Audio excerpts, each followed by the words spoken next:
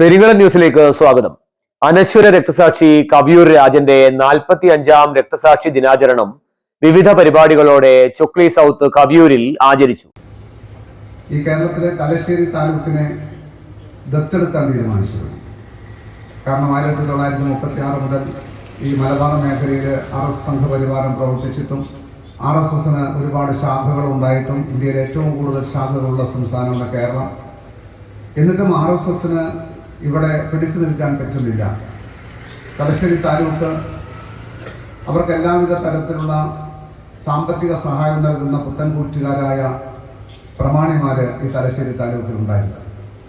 പക്ഷേ ആ തലശ്ശേരി താലൂക്കിൽ അവരുടെ പ്രമാണി വർഗത്തിൻ്റെ ജൽപ്പനത്തിൻ്റെ ഇടപെടലിൻ്റെ ഭാഗമായി ഈ നാട്ടിലെ ജനത അവർക്ക് അനുകൂലമായി മാറുന്നില്ല. ഈ സമയത്താണ് തലശ്ശേരി താലൂക്ക് ദത്തെടുക്കാനും അതിൻ്റെ ഭാഗമായി വളരെ ബോധപൂർവം വർഗീയ കലാപങ്ങൾ ഉണ്ടാക്കാനും അതിനെ ചെറുക്കുന്ന കമ്മ്യൂണിസ്റ്റ് പാർട്ടി എന്ന നിലയിൽ നമ്മുടെ പാർട്ടിയെ എല്ലാ അർത്ഥത്തിലും തകർക്കുക എന്ന ലക്ഷ്യത്തോടുകൂടി നമ്മുടെ പ്രവർത്തകരെ എങ്ങനെയെല്ലാം കൊല്ലാൻ വേണ്ടി പറ്റും എന്ന നിലയിലേക്കുള്ള പ്രവർത്തന പദ്ധതികൾ അവർ തയ്യാറാക്കിയത്.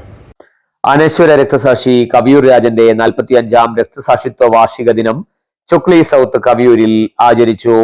രാവിലെ പ്രഭാതപേരിയും സ്മൃതി മണ്ഡപത്തിൽ പുഷ്പാർച്ചനയും നടന്നു. CPIM പാനൂർ ഏരിയ കമ്മിറ്റി അംഗം KK ശ്രീജ പതാക ഉയർത്തി. CPIM Panoor area secretary K Kunhabdulla അനുസ്മരണ പ്രഭാഷണം നടത്തി. K ശ്രീജ അധ്യക്ഷയായി. VK രാഗേഷ്, P രഗ്നേഷ്, MO ചന്ദ്രൻ, TTK ശശി എന്നിവർ സംസാരിച്ചു. വൈകുന്നേരം കവിയൂർ കേന്ദ്രീകരിച്ച് നടന്ന ബഹുജന പ്രകടനം ഒളവിലം മുണ്ടയോട്ട് UP സ്കൂളിന് സമീപം സമാപിച്ചു. അനുസ്മരണ പൊതുസമ്മേളനം CPIM ജില്ലാ കമ്മിറ്റി അംഗം K ധനഞ്ജയൻ ഉദ്ഘാടനം ചെയ്തു. CPIM Chokli south local secretary P രഗ്നേഷ് അധ്യക്ഷനായി. Jamsheed Ali Malappuram, KK Sreeja, K Nandakumar, KP Ratheesh Kumar എന്നിവർ സംസാരിച്ചു. പെരിങ്ങളം ന്യൂസ്, പാനൂർ. ഒരു തൈത്തെങ്ങിന്റെ പിന്നിൽ ഒളിഞ്ഞു നിന്നിരുന്ന RSS ഖവാരിക സംഘം സഖാവ് കവിയൂർ രാജനെ വളരെ ക്രൂരമായ നിലയിൽ വെട്ടിക്കൊലപ്പെടുത്തുകയാണ് ചെയ്തിട്ടുള്ളത്. രാജ്യത്തിന്റെ പുതിയ പാർലമെന്റ് കെട്ടിടത്തിന്റെ ഉദ്ഘാടന ചടങ്ങ് നടക്കുന്നത് സവർക്കറുടെ ജന്മദിനത്തിനാണ് എന്ന് നമുക്ക് എല്ലാവർക്കും അറിയാം.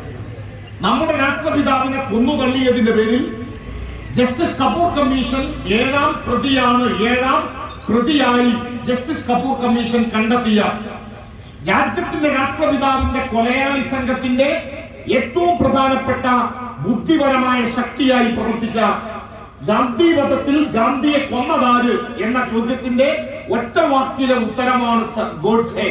ഗാന്ധിയെ കൊന്നതാര് എന്ന ചോദ്യത്തിന്റെ യഥാർത്ഥ ഉത്തരം ഗോഡ്സെ എന്നല്ല, ഗാന്ധിയെ കൊന്ന ഉപകരണത്തിന്റെ പേരാണ് ഗോഡ്സെ.